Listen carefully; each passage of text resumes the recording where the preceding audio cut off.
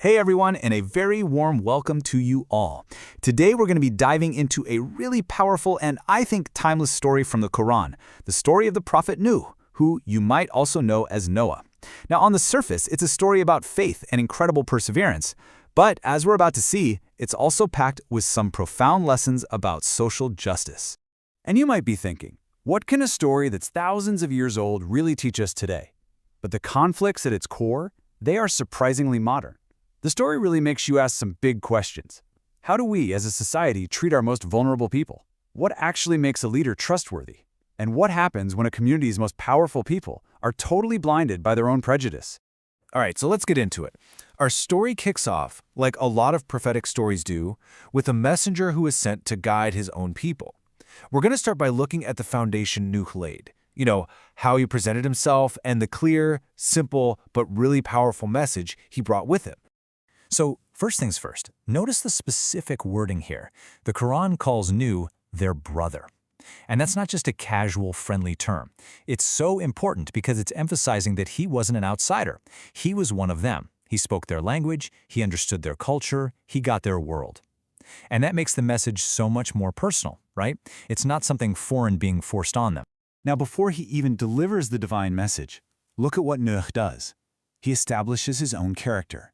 He says, I am to you a trustworthy messenger.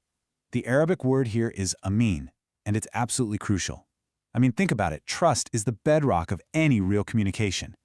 His people had to see him as honest, as reliable, before they could even begin to think about his message. So what was his message? Well, it was beautifully simple and direct. It basically boiled down to two key things. First, have taqwa of Allah, which means having this deep awareness and consciousness of God. And second, obey me, because the guidance he was bringing was just the natural, practical way to live out that God consciousness. See how they go hand in hand? And here, this is the clincher. This is how he proves his sincerity. Noah immediately says, hey, I don't want anything from you guys in return. No money, no power, no status. My reward, he says, comes from God and God alone. This is what separates a true prophet from someone who's just looking for personal gain. His motives were totally pure, and that's a powerful thing to declare up front. Okay, so you've got a trustworthy messenger, a pure motive, a clear message. You'd think people would be open to listening, right? Well, that's not quite how it went down. The most fierce resistance he faced came from the most powerful people in his society, the elites. And right here, we get to the absolute heart of their problem. The elites looked at Nuh's followers, the poor, the marginalized, the people they considered the lowest class, and they were just disgusted. Their whole objection wasn't even about the message. It was about the people who were accepting it. Their arrogance and their class prejudice made them completely blind to the truth. And this is where you see these two worldviews just clash, head on. For the elites, a person's value was all about their wealth and social status.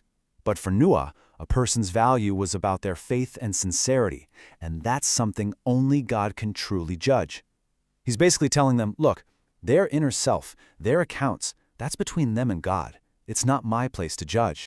This is such a critical moment. The elites were basically saying, hey, get rid of your poor followers, and then maybe we'll join your exclusive club. But his response is so firm. He refuses. He will not compromise his principles or abandon the people who believe in him, no matter what their social status is. What a powerful lesson in leadership and integrity. So what happens when the elite's arguments just completely fall flat and Nuh absolutely refuses to bend? Well, the whole tone of the conversation takes a very, very dark turn. The opposition goes from just social rejection to something way more sinister. And this is the moment the dialogue just dies. They resort to threatening violence. If you do not stop, we will stone you. Their argument was so weak that the only tool they had left was the threat of physical harm. It's a classic sign of someone who knows they've completely lost the debate.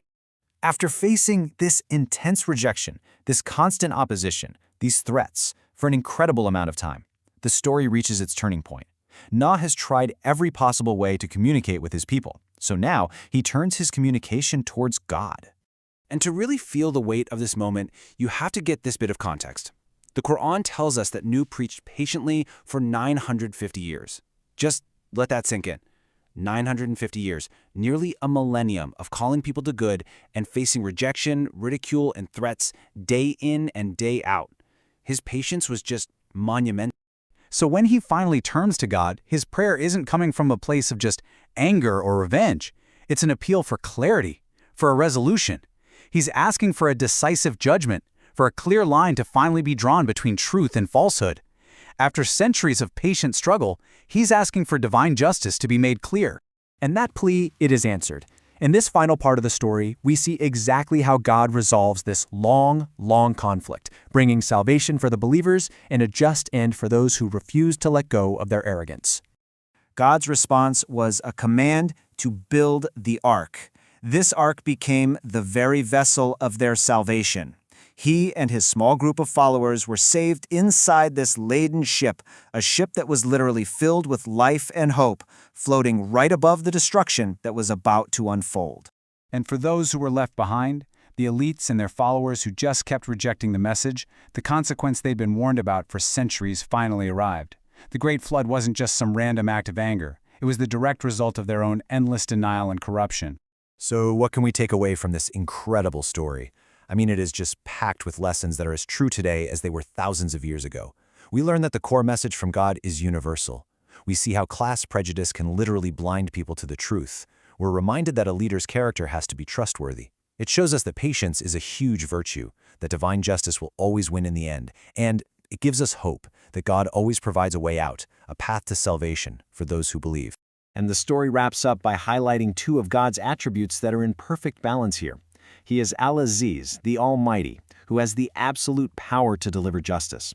But he is also Ar-Rahim, the most merciful, who showed that mercy by giving them 950 years to change their ways, and by saving the believers. It's not one or the other, it's both, working in perfect harmony. And that really leaves us with a final question to think about.